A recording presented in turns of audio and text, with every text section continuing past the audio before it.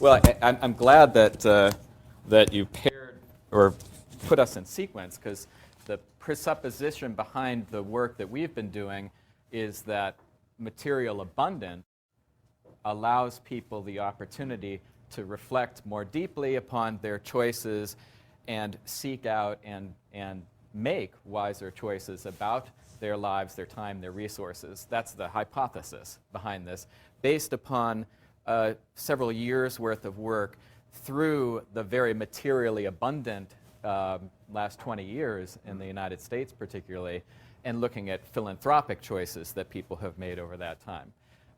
So that's the presupposition behind our work. The work so far has focused first on the advisors, the wise counselors that people with wealth have been choosing to work with them around their decision making. And we summarized that based on 30 interviews with different very noteworthy advisors in a report that came out at the end of last year.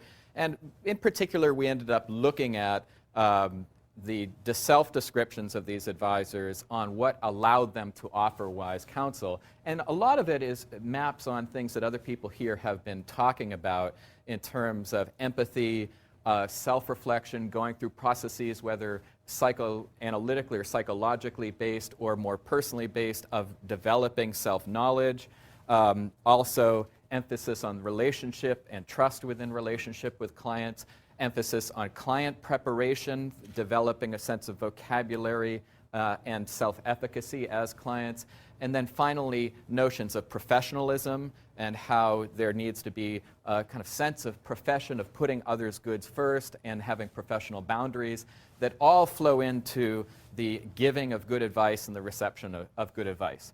Now, our work has been a bit ironic in the sense that having gathered that information and presented the analysis of it, at the same time we've been trying to poke holes in it, and we've done that primarily through the use of our website, where we have presented what we call a portrait gallery of wise counsel, where we've taken various historical or literary figures presented who have been identified as wise counselors, and then analyzed their stories, as it were, with a view towards showing how they defy the categories or the characteristics that these advisors or maybe judges and therapists and others come up with as characteristics of a wise counselor. The second way we've been ironic is that we're now into the process of interviewing family leaders. So these are people that we've identified who are heads of families or prominent decision makers within families with very significant resources, and who have also been identified as playing significant roles within their various communities.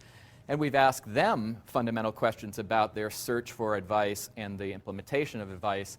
And one of the things that we've really been noticing is that they hardly ever say, my advisor is the source of this wise counsel to me, or the like. It's usually, which may be gratifying for most people here, usually teachers, professors, advisors within educational contexts, or spiritual directors of various sorts, in addition to family members, parents, grandparents, etc. So that has been the main thrust of our work thus far, that presentation of the characteristics, self-identified characteristics based on narratives of these advisors, and now turning, in addition to the gallery, to the self-presentation of family leaders.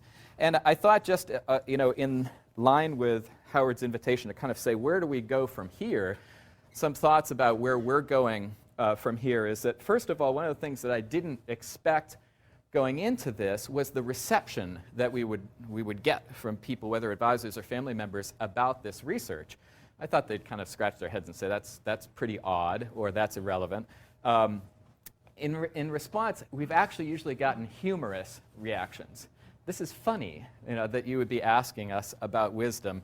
And almost like, is this kind of a joke here? Or, it's at least a pleasant joke. So what do I draw from that? I think that, first of all, that there's a sort of receptivity to this work. It's not offensive or irrelevant to people in today's day and age. It seems incongruous, but yet needed, too, and that there's a desire for discussion about wisdom. And then also maybe a bit of defensive reaction. Can this really make a difference? One of the ways that we've seen it make a difference, both for the advisors as well as for the family leaders, is the response to the questions we've been asking and the experience that they then describe based upon their interviews when we ask them about specific experiences of where you've received wise counsel, specific experiences of where you've given wise counsel, and then also ask them to describe what would you give to yourself as wise counsel at this point in your life based on all that you've talked to us about. And the meta descriptions that they've offered of that experience has been that it felt very meaningful, very deepening, that it brought together a lot of their thinking in a very reflective manner. So I think then that, and the reason I put up this particular quotation from one of our respondents, who's one of the respondents in the family leader position, is that our experience as a whole here has pointed to the limits of our understanding of this topic. And you see here, this respondent really pulled together wise counsel in a very wonderful way of saying that the wise part seems to point to ultimate questions, the counsel part seems to point to the particularities of this or that individual situation context. And so really for us, it forces us back to that fundamental question, how is it that, or what does it mean to connect these universals with the particulars? What truly is wise counsel? And then I think, for me at least, it's also forced me back to the question, what do we mean by wisdom research here? And we use that term in this kind of self-identified group very, very commonly. Is there a difference between research on the one hand and inquiry, love, erotic desire for wisdom on the other, in the more classical sense? Does research, in the way we've been talking about it so far this morning, shape the outcome of what we're finding? This goes back, I thought Deborah's comments were wonderful on the difference between narrative, and I'm clearly sort of on the narrative path, and measurement on the other hand.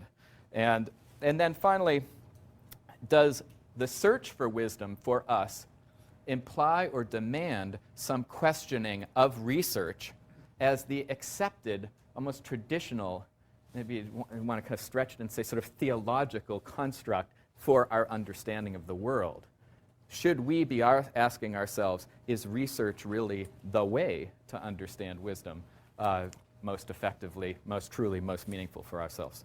So anyway, that's pretty far from wealth, but I hope, again, it's maybe an example of where this context of abundance allows us to search out the meaning of abundance and our choices within it effectively. So thank you.